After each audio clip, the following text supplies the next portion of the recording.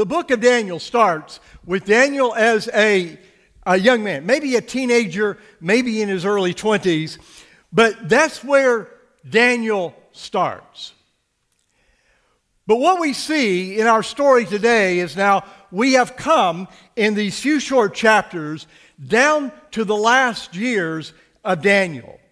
So Daniel now, instead of being this boy that was carried away in captivity by Nebuchadnezzar in his younger years, is an older man having gone through various life experiences and have, during that whole time, remained faithful and loyal to God. You remember that chapter 1 of the book of Daniel starts out with Daniel's loyalty to God. He would not do anything whereby someone might think that he was acquiescing to the gods of Babylon. And so he stood firm to God. And we see in all these experiences that even though Daniel at any point along the way could have compromised, could have gone along, could have said, okay, well, maybe I need to do it this way just to get along. He didn't do it. Now, don't misunderstand. I think Daniel was an accommodating person that wanted to go as far as he could with people to accommodate their view and their needs. But there was a line which Daniel did not cross in his loyalty to God. And now Daniel, in his older years, is brought to one last great test. And so Daniel was brought in by the Persians who had conquered the nation of Babylon. And instead of taking Daniel's life, the night that Belshazzar died, the king of Babylon died in that drunken feast in his rebellion against God, Daniel's life somehow was spared. He was brought in now by the Persians, not just sparing his life, but he was brought in and elevated to be one of the leaders of this new Persian nation, this new Persian regime. They brought him in, and they put him over the different local governors that they had, 120 local governors. And there were 3 presidents, is a term that's often used, that were placed over these 120 governors. And Daniel was one of those 3. Then as the new king began to examine and observe the work of Daniel, he decided that Daniel now should be elevated to a position even above those presidents, which would have put him second to the king himself.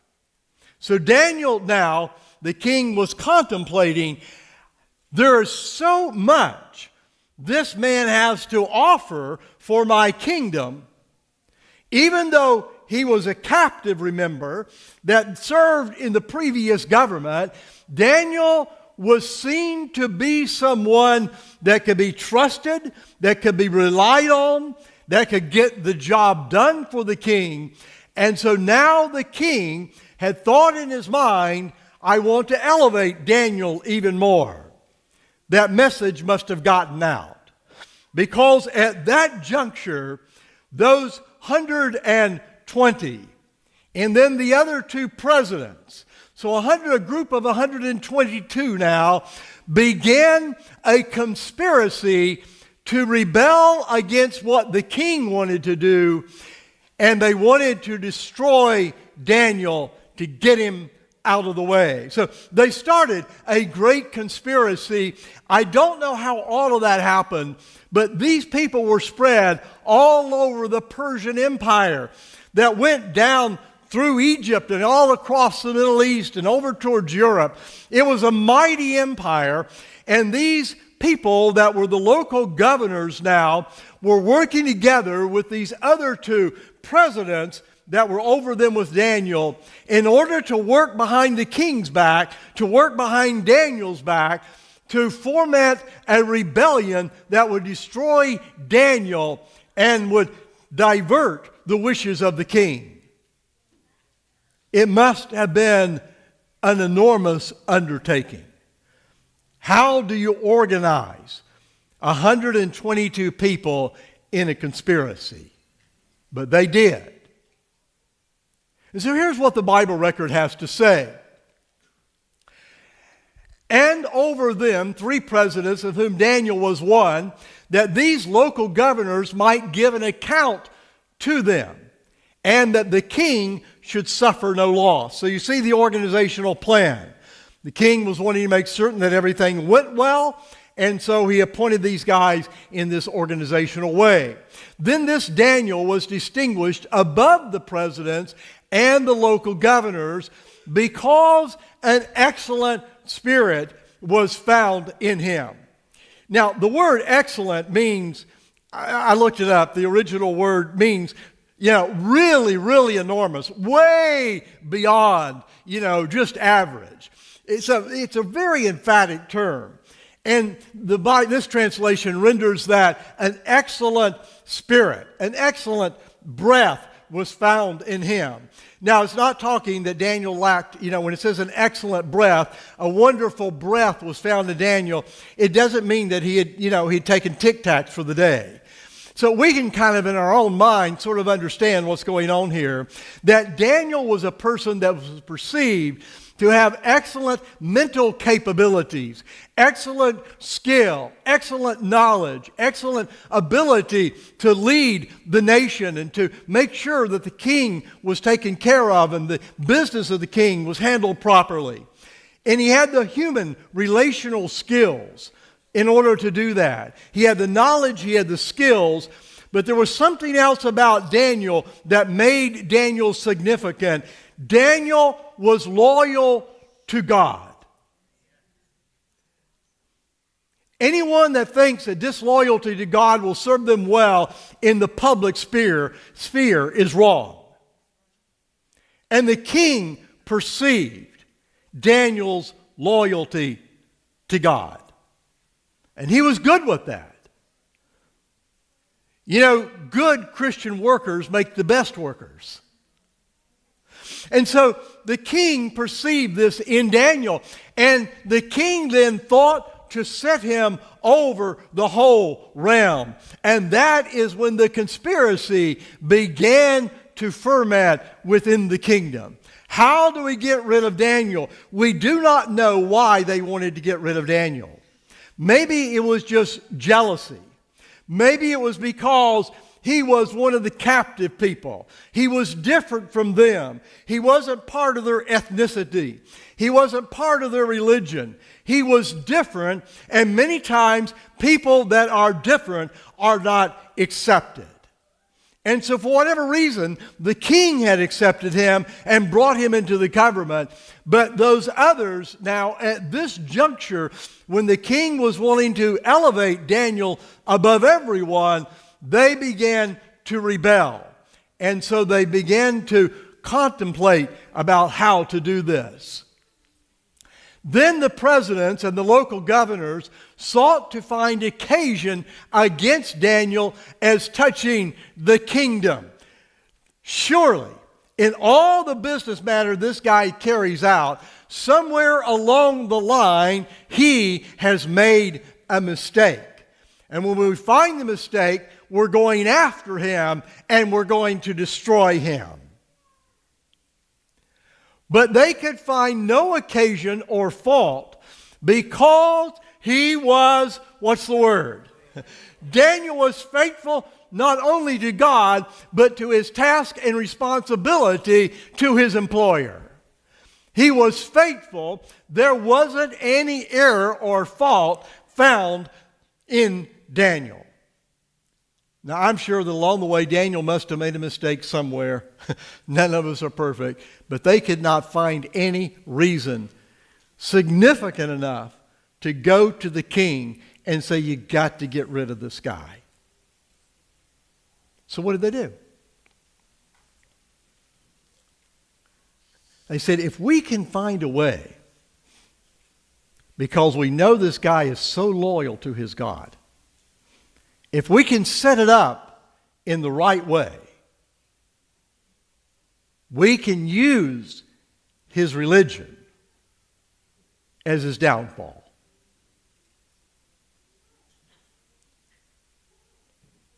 And so these guys said, we're going to do it that way. They said to each other, we're not going to find anything of which to accuse Daniel unless it is something in connection with his religion.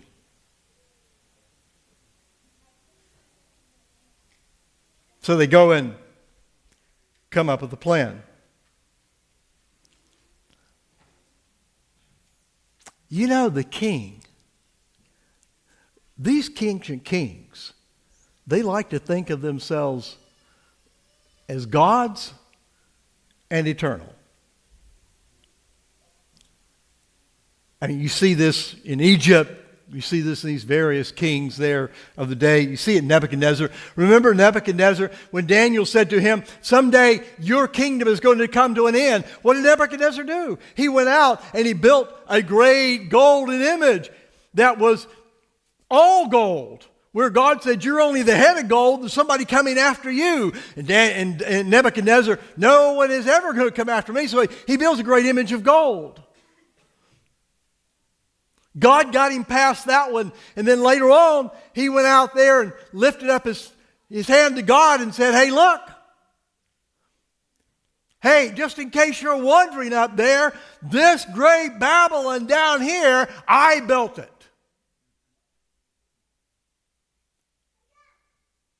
It shows off my excellence and my glory. And while the words were in his mouth, you remember the story, we've looked at it. God said, you're going out and you're going to live like an animal in the woods for 7 years. And then you'll know that that's not great Babylon that you built, that it belongs to me.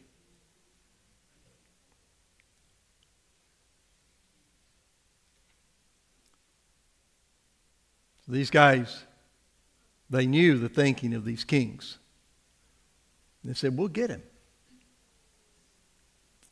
And so they go in all polished and organized before the king.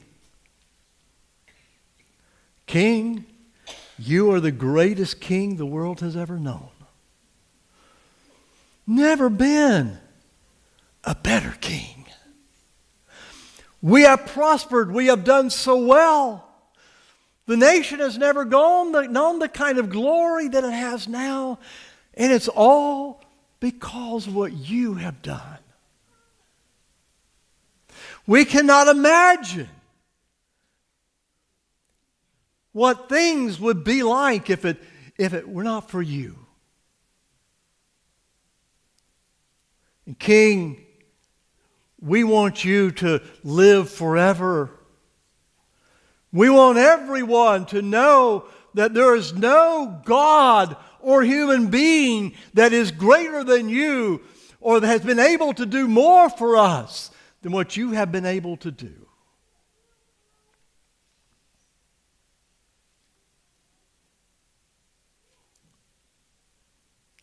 Proper praise is appropriate, isn't it? But manipulating flattery is lie and deception. Can you kind of feel in yourself what that king must have felt? Everybody likes to be praised, don't they? Oh, yeah. Oh, keep on saying it. Yeah, I like it, right? You guys have any more? Go ahead. And they said, oh, king, yeah, this is what we want to do. Because you're over all gods and all human beings, you're the greatest there has ever been. We want to make certain that no one can ask anything of any god or any other human being except to you for 30 days. Wow. Man, that sounds good.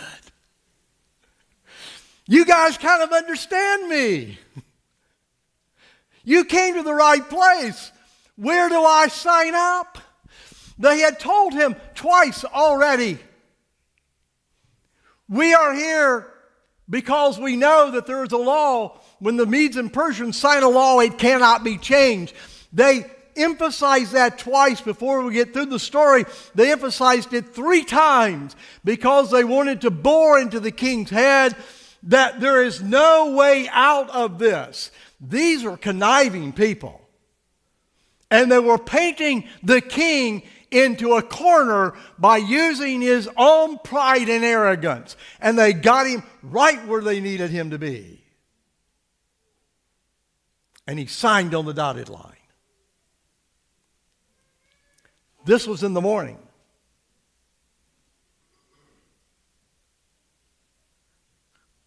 These guys knew that Daniel went out to pray, went to his apartment,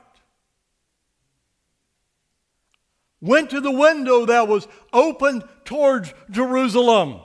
You remember in Solomon's great prayer, the dedication of the temple, he asked God, when anyone turns their face towards your temple, because God's holy Shekinah glory was there, answer them. And Daniel, like Jonah, you remember Jonah did the same thing. He turned his face towards Jerusalem while he was down there in the well. How he did that, I don't know. But Daniel's window faced towards Jerusalem, and he went up there, and as he had always done, there are times to compromise and there are times not to compromise. And Daniel probably had a struggle about this in his mind. Because if Daniel, there was no law that required Daniel to go pray in his window 3 times a day. Okay? That was his habit. That was his routine. No, please don't misunderstand. If you don't do that, you're not sinful. Okay? I doubt that many of you go to your room or your house or apartment and you find a window and you look towards Jerusalem and pray, right? There's no regulation that way. But Daniel had always done it. So it had been easy for Daniel to say, okay, given the current circumstances, I probably should not do that. And we'll let this thing blow over and life will be good.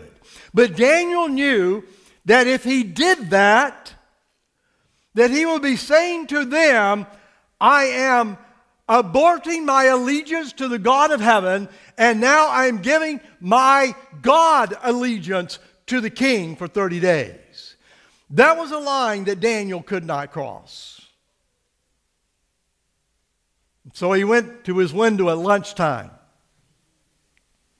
and he prayed. And the spies were all there. And the 122 of them went back over to the king immediately and said to him, we want you to know that you passed this law because you're such a great and wonderful and outstanding king. But there is one person that is in your realm and he is rebelling against you and he has broken the law. Here's how the Bible plays some of these things out. Then they said to the king, Daniel is one of the exiles from Judah. That gives us an idea that they were casting dispersion on him because he was one of the captives. Then they said to the king, Daniel is one of the exiles from Judea. He does not respect your majesty or obey the order that you issued. He prays regularly 3 times a day. He does not respect the king. You see the corner that they painted the king into and the corner they painted Daniel into. Daniel could not compromise. And now the king, once again, because of his own pride and arrogance, had put himself in a position where the guy that he really wanted to have running his kingdom, he was about to put to death. And the charge brought against Daniel was that he was disloyal. And the king, of course, knew that Daniel was the most loyal person that he could have running his affairs. And so they reminded the king again. There's a law. You signed it. And because of the way we do things in the Persian Empire, it cannot be changed. They said to the king, "He doesn't respect your majesty or obey you." So the king gave orders for Daniel to be taken, to thrown into the pit filled with lions. He said to Daniel, "May your God, whom you serve so loyally, rescue you." That afternoon, after they had come in and reminded the king he had no choice,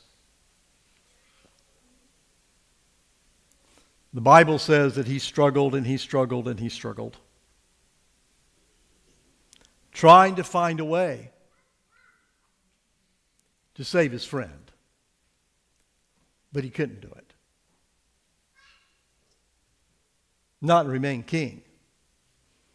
So he made the choice to go ahead and carry it out.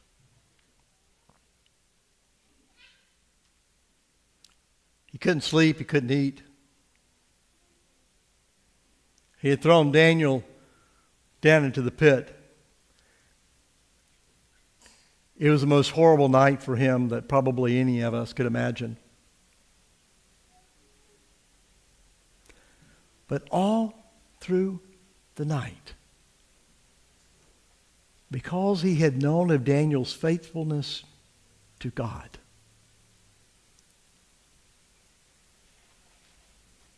he was hoping that Daniel's God would deliver him. This is the heathen king of Persia, one of the greatest empires the world has known of the ancient world. Hoping, maybe even praying, that God in heaven would deliver Daniel. And so, you know the story. Daniel's down there in this pit with the lions. They had rolled a stone across the doorway to the den of the lions. Daniel, in his upper 80s or early 90s, we'll never know exactly for sure. In his early 80s, or upper 80s or early 90s. Think of yourself in that position. Think of your physical condition. Would you want to be thrown into a pit with lions? I mean, just getting thrown into the pit, Daniel did not get eaten by the lions. We know that. How deep do you think that pit was when it was full of lions? 20, 30 feet deep? How high can a lion jump? I mean, you don't want lions climbing out and running all over the city of Babylon, right? It had to be pretty secure and pretty deep. And Daniel, now this old man, is taken and is thrown down there and lands at the bottom of the pit. And it's dark. But he may be able to see some reflection out of the eyes of the terrible beast. Stays there all night. The next morning, the Bible says, as the sun came up, the guy was not going to waste one sun ray. When the first one came up, he was going to be at the pit, and the king ran out there. "Oh, Daniel, is the God that you serve, is he able? Is he able?" Daniel says, "Yeah, he's able." He says, "God knows I've been faithful to him, and oh, king, I don't deserve to be down here because you know I've been faithful to you as well." And the king got him out of there as fast as he could. Daniel got up and brushed himself off. The king looked over. "Where are the scratches?" "No, I'm good." "Any bruises from falling down into the pit?" "Not one." "No broken bones?" "I didn't get eaten." "All is good." Because I have been faithful to God. Listen, if we are faithful to God, even if God doesn't deliver us from the lions, you remember the three guys in the fiery furnace? They said to Nebuchadnezzar before they went in, they said, we want you to know that God is able to deliver us, but if He chooses not to, we still will not bow down and worship your image. In this case, God delivered Daniel, brought him up without a scratch, because God was not finished yet with Daniel. He still had a work to do. You see, most of the prophetic section of the book of Daniel was written not in his early life, but after the experience of the pit of lions. Go back to the Bible with me, if you would. So Daniel was taken up out of the den, and no kind of harm was found on him because he had trusted in his God.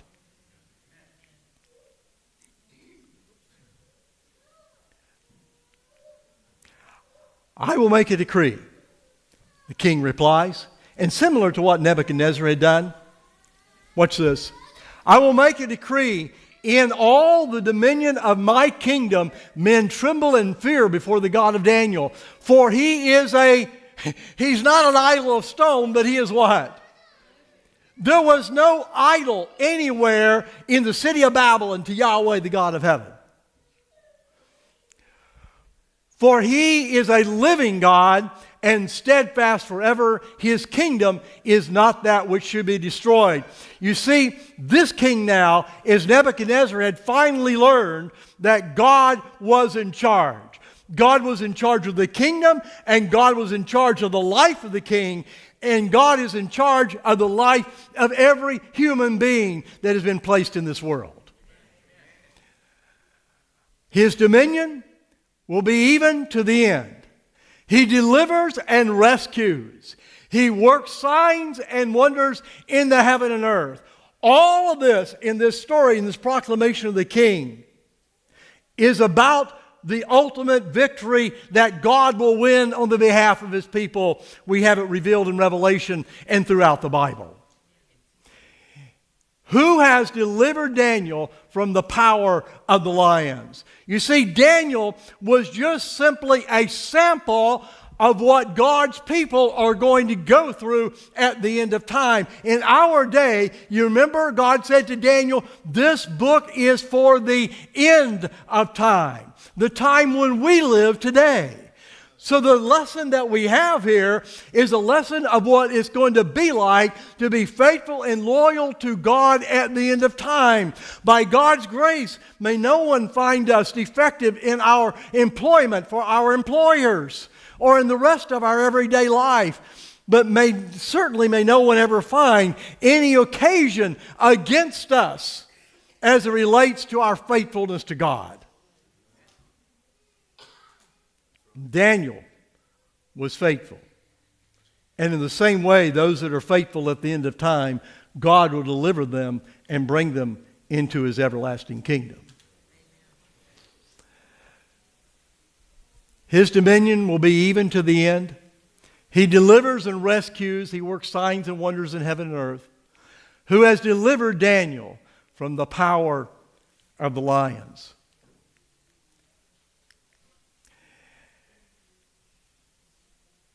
Daniel was faithful to God at the beginning.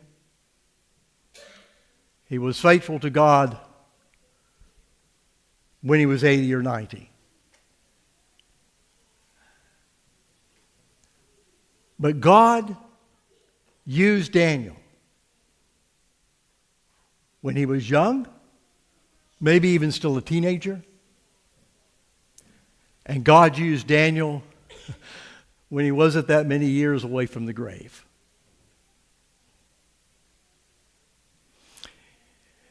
You know, the Adventist Church had a lot of really young people that led out in the founding of this movement. You with me, young people? You want to love and respect your parents. and those people that are older. But don't ever let any of them stand in your way of serving the Lord. And just in case you're wondering, this is your church. Take the leadership of it and run for the future and let God lead you when you're young. You probably remember that Ellen White was like 17 years old when God asked her to start leading out. By the way, don't have time to really get into all that this morning, but also in that early Adventist movement, there was another guy that was an old guy. His name was Joseph Bates. Joseph Bates believed in healthy living. You know, if Daniel had eaten that garbage that was fed to him by the king, he probably never would have made it to this point. I'm not sure you're with me on that. All right?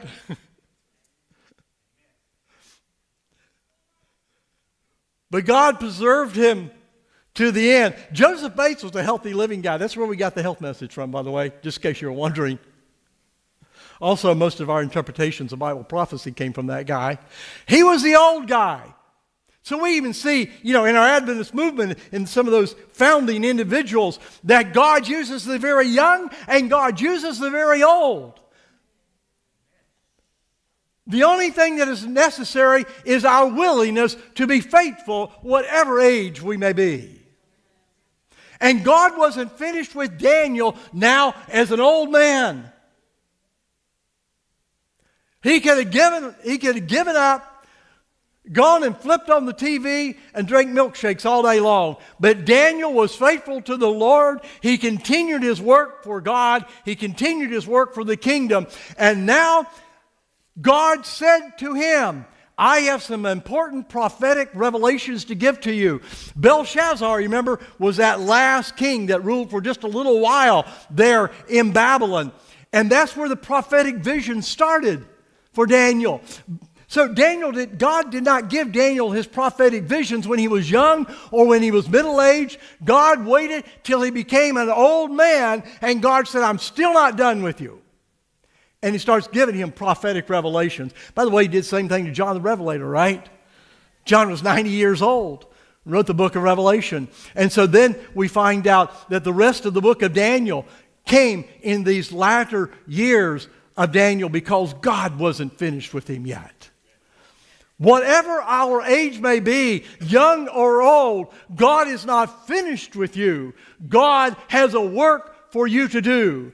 And if you will be faithful to Him, if we will remain faithful, God will use us in the same way that He used Daniel throughout our entire life from the beginning to the end.